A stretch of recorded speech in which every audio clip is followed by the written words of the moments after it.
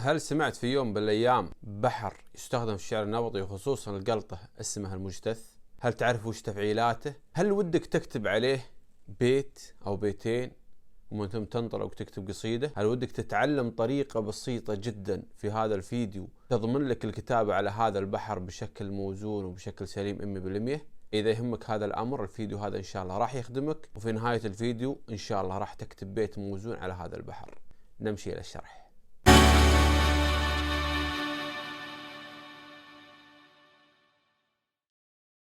بسم الله والصلاة والسلام على رسول الله. صلوا على من أمرتم بالصلاة والتسليم عليه أفضل الصلاة والتسليم. السلام عليكم ورحمة الله وبركاته. فيديو هذا اليوم ضمن سلسلة كيف تكتب قصيدة موزونة على بحور الشعر النبطي، واليوم عندنا بحر لذيذ جدا ولكن في اختلاف في مسمياته، لأن البعض يحطها أنه من محرفات الهجيني، ولكن هو بحر صريح وجد في بحور الخليل بن حمد الفراهيدي بنفس التفعيلات المستخدمة في الشعر النبطي باسم بحر المجتث. لهذا راح نطلق عليه المجتث النبطي.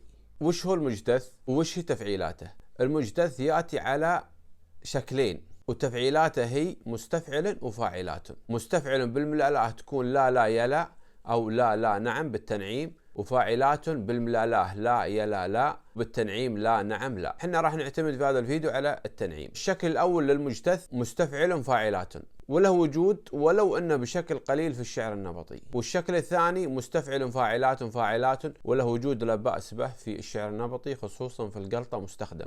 راح نتعلم كيف نكتب بطريقة سهلة بسيطة على الوزنين، وراح نستخدم الألحان الخاصة بكل شكل. نبدأ بسم الله على الشكل الأول اللي هو مستفعل فاعلات. ناخذ مثال على مستفعل فاعلات باللحن قصيدة علي بن حمري اللي هي شيلة بندر بن عوير. يا حسرتي يا وجودي مستفعل فاعلات. اللحن شوي بطيء. ممكن أيضا وينك يا درب المحبة مستفعل فاعلات.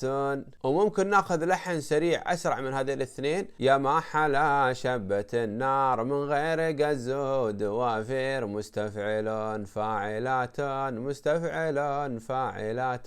حنا راح نعتمد الأخير في شرحنا هذا. الحين المطلوب مني مستفعل فاعلات هذه اللي هي وزن الشكل الأول من المجتث أغيرها بكلمات. الأمر سهل جدا، عندي تفعيلتين فقط أغيرها بكلمات سواء كلمتين ولا 3 كلمات مشبوكة، المهم تعطيني مستفعل فاعلات. أنا راح أعتمد كالعادة على كتابي هذا اللي هو العروض النبطي اللي دائما أخذ منه أمثلة، لأني حاط فيه جدول في الصفحة 164 اللي هو هذا. أتكلم عن التفعيلات اللي مستخدمة في الشعر النبطي. فمستفعل وفاعلات موجودة وكل تفعيلة أحط تحتها كلمات على وزنها. مثلا هذه مستفعل، أول واحدة مستفعل، اللي علي فقط أني أخذ كلمة من جدول مستفعل وكلمة من جدول فاعلات، يطلع عندي شطر اللي هو صدر على المجتث اللي هو الشكل الأول مستفعل فاعلات. طيب باخذ الحين بختار كلمات هنا بكل بساطة وسرعة. مثلا من المستفعل بختار هذه طير السعد. طير السعد هي مستفعل نفسها، طير السعد مستفعل لا لا نعم. خلصت منها. الحين اخذ الكلمة الثانية من فاعلات يصير عندي شطر. هذا جدول فاعلات باخذ اول كلمة اللي هي يا رفيقي. يا رفيقي هي نفسها فاعلات هي نفسها لا نعم لا، فصار عندي اول شطر طير السعد يا رفيقي هي هذه نفسها مستفعل فاعلات بكل بساطة وبكل سهولة. على اللحن طير السعد يا رفيقي مستفعل فاعلات. هذا الشطر الأول. الشطر الثاني بجيبه من عندي، بخلي يعني الكتاب بجيبه من عندي بكل سهولة على أساس تعرفون أن الأمر بسيط وسهل.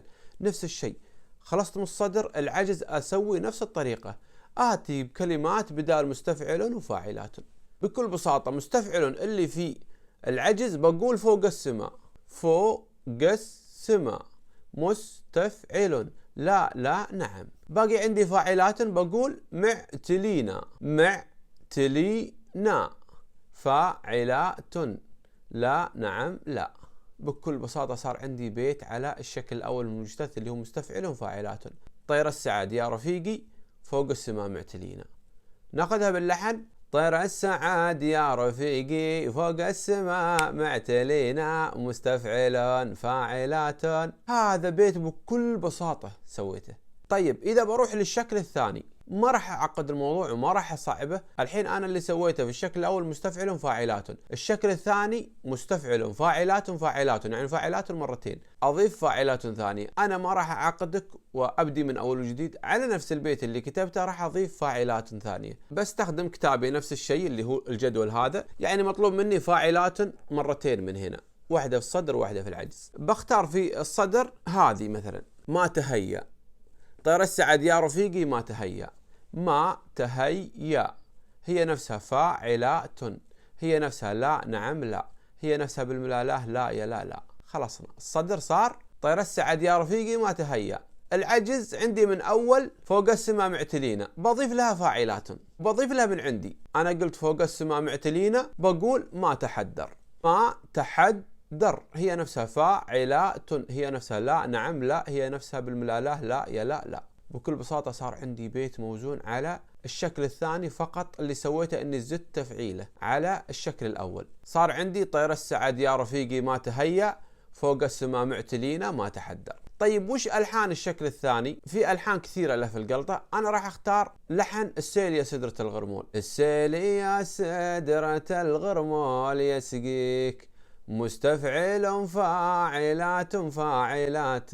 طيب ناخذ عليها البيت اللي كتبناه الحين. طير السعد يا رفيقي ما تهيأ، فوق السماء معتلينا ما تحدر. بكل بساطة كتبت بيت موزون على الشكلين اللي في المجتث، واللي سويته فقط اني شلت التفعيلات عبيت مكانها كلمات. ان شاء الله ان تكون الفكرة بسيطة وميسرة واني وصلتها لك. واذا وصلت لك ابغيك تحاول في ردود هذا الفيديو تكتب لي بيت على الشكل الاول للمجتث وبيت على الشكل الثاني للمجتث. مو هو بلازم تسوي نفس الطريقة، انا تكتب نفس البيت وتزيد على تفعيله اللي ودك. تبغي هذه الطريقة ولا هذه؟ اهم شيء اني اتاكد من الردود ان فعلا وصلت لك الفكرة وطبقتها صحيح. هذا بكل بساطة شرح اليوم اللي يمكنك من انك تكتب على بحر لذيذ ممكن غير مستخدم بشكل كبير في الشعر النبطي، ولكنه خفيف ولذيذ وسهل وممتع. تكتب عليه بطريقة سهلة ومضمونة، وممكن يصير هذا البحر هو البحر المناسب والمفضل لك، وخلاص تبدي وتكتب عليه قصائد وتبدع فيه. وقبل النهاية حابين أذكركم أني أعطي دورة في تعليم أوزان وبحور الشعر النبطي. الدورة اللهم لك الحمد وصلت فوق 80 مشترك ومشتركة، كلهم اللهم لك الحمد عرفوا علم العروض والتقطيع والأوزان والبحور والبيت المكسور وكيف طريقة جبره، واستفادوا اللهم لك الحمد استفادة طيبة. اللي وده أنه يشترك في هذه الدورة وينمي من قدراته في علم العروض وفي التقطيع ومعرفة الأوزان والبحور والكسور، هذا البوست فيه جميع التفاصيل، يتواصل على هذا الرقم واتساب مو باتصال ومرحبا به. وآخر شيء ودي أني أنوه على أن من يحب أن يقتني هذا الكتاب ويستفيد منه،